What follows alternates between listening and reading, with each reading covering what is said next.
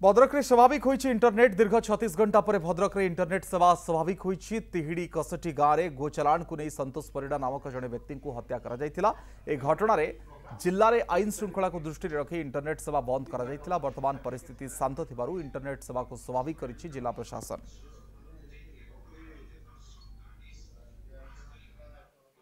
भद्रक तिहिड़ी एवं Dhamnagar block area रे plus Bhadrak municipal अंचल एवं धामनगर एनएसी अंचल रे करिथिलु। तापरे काली आपण माने समस्त जानिछंती गोटे अस्वाभाविक परिस्थिति रे माने आम जिले में होता जड़े युवक ताकर देहांत होता ताकू नहीं काले किसी समस्या घटिबो से आमे आउ 12 घंटार ताकू एक्सटेंशन करिथिलु एवं आज एतार एक्सटेंशन पीरियड मध्य सरी जाइछि एवं संपूर्ण शांति अवस्था फेरी तेणु यही परिप्रेक्षी रे काले किछि गोटे समस्या उपजीव से आमे एटा रेस्ट्रिक्शन करिथिलु।